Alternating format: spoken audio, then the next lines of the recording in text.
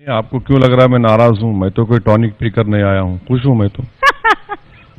बिल्कुल नहीं, पिया कीजिए आप। टॉनिक की जरूरत बहुत ज्यादा है। मैं तो कोई टॉनिक नहीं पीता। समझिए, आपको जो है विपक्ष की लड़ाई लड़नी है और ऐसे में टॉनिक की जरूरत बहुत ज्यादा आपको हो जाएगी। प्रोग्राम खत्म होगा असद साहब तो मैं टॉनिक का नाम भी बताऊंगी, लेकिन फिलहाल ये बताइए कि आपको ऐसा क्यों लगता है कि हिंदुस्तान की जनता को ऐसा टॉनिक दे दिया गया कि 303 के साथ मोदी को एक बार फिर से पसंद कर लिया गया? देखिए, एक बात आप समझने की कोशिश करिए कि मैं तो विपक्ष की तरह ही नहीं कह रहा हूं कि ईवीएम में हैकिंग हुई, सब हुई। मैं एक मानता हूं कि 5 साल में मोदी गवर्नमेंट ने मेजॉरिटी कम्युनिटी के माइंड की हैकिंग की है, और इसीलिए आज आप देखते हैं कि ये जो इनकी विक्ट्री है, जिसको अंग्रेजी में अगर कहा जाए तो सही होगा कि पायरिक विक्ट्री है। और इतनी बड़ी तादाद में इलेक्शन में पार्लियामेंट में अगर आप देखेंगे, सबसे ज्यादा तादाद में तो अपर कास्ट के लोग जीत कर आए हैं। कैबिनेट में आप देख लीजिए किसका रिप्रेजेंटेशन है। तो ये चीजें हुई हैं 5 साल में, जो कुछ हुआ है वो सब तो आया है, मगर हम इसको वर्डिक्ट को मानते हैं। इसका ये मतलब नहीं है कि वर्डिक्ट को नहीं मानते। उसके रीजंस हम आपके सामने पेश कर रहे हैं, और नाराजगी नहीं है। मैं पुरुम्मीद हूं, और इंशाल्लाह हम इस सरकार के मुकाबला करेंगे, इनकी गलतियों को उठाएंगे, इनको एक्सपोज करेंगे। ये हमारा काम है, इसीलिए अवाम ने हमको मुंतखब किया है। अच्छा, तो नाराजगी का कोई सवाल नहीं। नाराजगी बहुत स्ट्रांग वर्ड इस्तेमाल कर रहे हैं। आप कह रहे हैं आप नाराज नहीं हैं, तो फिर इस तरीके के बयान क्यों आते हैं जिसमें आप कहते हैं कि Hindu minds were rigged, EVM was not rigged?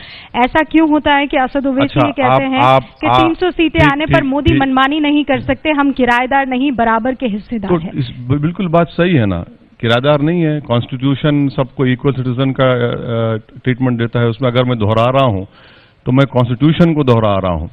CSDS का डेटा तो आपके चैनल ने भी इस्तेमाल किया, आपने बताया। सीएसडीएस का डेटा ये कहता है कि 2014 में मोदी गवर्नमेंट को 37% हिंदू वोट मिला था, वो अब जाकर 44% हो गया। और उसको उन्होंने ब्रेकडाउन दिया है कि उसमें अपर कास्ट में करीब 9%, ओबीसीज में भी उस परसेंटेज में इजाफा हुआ है। और वहीं पर अगर आप देखेंगे कि नॉन बीजेपी पार्टीज जो अपने आप को सेकुलर कहती हैं, उनको जो वोट मिला है ज्यादातर तो सिर्फ माइनॉरिटीज का मिला है। आपको किसका वोट पड़ा है? तो मुझे हैदराबाद की आवाम का वोट मिला। कितना % किसका वोट पड़ा है? वो सीएसडीएस ने अभी तक डेटा नहीं दिया है, जिस दिन देगा मैं आपको दे दूंगा। तो आर यू श्योर कि आपको ज्यादा मुसलमानों ने वोट नहीं किया? अब देखिए, डेटा जो पब्लिक रियल्म में है, उस डेटा के अगर ऊपर आप बात करेंगे तो वो डेटा ये कह रहा है कि मोदी गवर्नमेंट को 2014 के बनिस्बत हिंदू वोट जो है वो 44% मिला है। ओके। और उसमें उन्होंने ब्रेकडाउन दिया है और उन्हें बताया है जिस दिन हैदराबाद का आ जाएगा आप मुझे बुला लीजिए। तो इसमें तो आपको खुश हो जाना चाहिए ना कि जो आप चाहते थे वो हो गया। मुसलमानों को डराने की जो दुकान आप लोग खोल के रखे हुए थे, सेक्युलर सर्टिफिकेट जो आप लोगों ने ले रखा था, वो काम किया और मोदी को वोट नहीं दिया गया। मैं तो सुधांशु साहब को मुबारकबाद दूंगा, और वो मैं उम्मीद करता हूं कि वो मेरी मुबारकबाद को मोदी साहब तक ही पहुंचा देंगे कि उन्होंने एक बार नहीं दूसरी मर्तबा इस मिथ को तोड़ दिया कि इस मुल्क में कभी भी ना अब ना मुस्तकबिल में कभी मुस्लिम वोट बैंक रहा है। इस मुल्क में हमेशा हिंदू वोट बैंक था, है और रहेगा। हम मुसलमानों को सिर्फ ये दिल बहलाने के लिए खिलौना दे दिया गया, आपका वोट बैंक है, आपका वोट बैंक है। हमारा कोई वोट बैंक था ही नहीं, ना कभी रहने वाला है। अच्छा साहब, मैं सुधांशु जी से शुरुआत करूं उससे पहले सुधांशु जी, इस बार अगर इस सरकार का कोई एजेंडा रहा सरकार चलाने से पहले, ओथ लेने से पहले, तो उन्होंने एक बहुत मजबूत शब्द जोड़ा है। असद साहब, उसके बाद आप इस पर जरूर मुझे रिप्लाई दीजिएगा। सबका साथ, सबका विकास, सबका विश्वास। क्या ये वो सबका विश्वास है जिसकी वजह से असद साहब नाराज लग रहे हैं? हालांकि वो शब्द पसंद नहीं कर रहे हैं, कह रहे हैं। देखिए, ओवैसी साहब ने जो अपने वक्तव्य में बोला उसमें उन्होंने 2 बातें बोल दी। ये सारी हैकिंग इससे पहले वहीं पे थी। एक तो उन्होंने बोला माइनॉरिटीज की बात, फिर कहा जी वो अपर कास्ट के थे। प्रॉब्लम जानते क्या हुई है? कास्ट, कम्युनल और परिवार, इन तीनों की जो हैकिंग पिछले 20 साल से करके रखी गई थी ना, वो पूरी हैकिंग टूट गई इस चुनाव में। आप देख लीजिए, उत्तर प्रदेश में MY वाले, वो आई तो छोड़िए, अपना परिवार नहीं बचा पाए। बिहार में MY वाले पूरा साथी हो गए। तो दक्षिण भारत में देखिए, कर्नाटक में एक वर्ग का नेतृत्व लेके जो खड़े थे, परिवार के ही सब लोग निपट गए, तो मुख्यमंत्री की बेटी और मुख्यमंत्री का बेटा भी चला गया चुनाव में। तो अब आप देखिए, पश्चिमी उत्तर प्रदेश में चौधरी लोगों की चौधराहट खत्म हो गई, तो हरियाणा में चाहे पूर्व मुख्यमंत्री या उससे पहले वाले पूर्व मुख्यमंत्री, वो सारी चीजें समाप्त हो गई। तो हकीकत ये थी कि जो हैकिंग कर रखी थी, किसी को कुछ समझा रखा था, तुम्हारे सबके अंदर खौफ पैदा कर रखा था, एक जात को दूसरी जात से लड़ाओ, वो आएगा तुम्हें खा जाएगा, मुसलमानों के मन में खौफ पैदा करो, बीजेपी आएगी खा जाएगी, मोदी जी आएंगे खा जाएंगे। तो अब आपको बता रहा हूं मैं बस एक सेकंड, खौफ पैदा करो से क्या मतलब है? जब गिरिराज जो है वो फलाहार और इफ्तार का पाठ पढ़ाने लगते हैं, वो भी दूसरी बात सरकार चुन कर आ रही है। साध्वी प्रज्ञा, मुझे ये बताइए, अगर असदुद्दीन ओवैसी अपनी पार्टी से टेररिज्म के आरोप झेल रहे किसी मुसलमान को टिकट दे देते तो क्या हश्र होता इस वक्त? आपने बिल्कुल सही कहा। साध्वी प्रज्ञा पर इस समय कोई टेररिज्म का आरोप है क्या? बताइए। अनलॉफुल प्रिवेंशन एक्टिविटीज का है, कोई टेररिज्म का आरोप सिद्धि नहीं हुआ है। 8 साल लगी रही, 2006 से 2014 तक चार्जशीट नहीं फाइल कर पाई कांग्रेस सरकार। ये होती है हकीकत, और जिस ढंग का माहौल बनाया जाता है। इसलिए मैं एक बात कहना चाहूंगा, जानते हैं लोग क्यों आ रहे हैं? देखिए, एक बड़ा फेमस ज़ौक़ हुए हैं उर्दू के शायर, जिनकी एक बड़ी फेमस नज़्म है ना, लाई हयात आए कज़ा ले चली चले, उसकी एक लाइन है, वो आज के विपक्ष पर, और ओवैसी साहब को उस पर गौर फरमाना चाहिए कि वक्त की चौसर पे हारना था लाजमी, हम चाल जो चले वो निहायत बुरी चले, इसलिए राहे फना में दुनिया ने किसका दिया है साथ, तुम भी यूं ही चले चलो जब तक चली चले। असद साहब, सबसे पहली बात हमारे दोस्त सुधांशु साहब कह रहे हैं परिवारवाद।